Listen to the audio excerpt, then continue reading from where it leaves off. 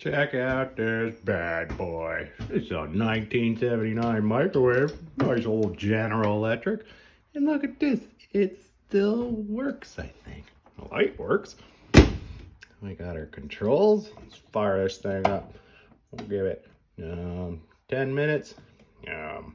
Flux capacitor to high. And yep. 200 too good. And dead. Yeah. What about this? Whoa.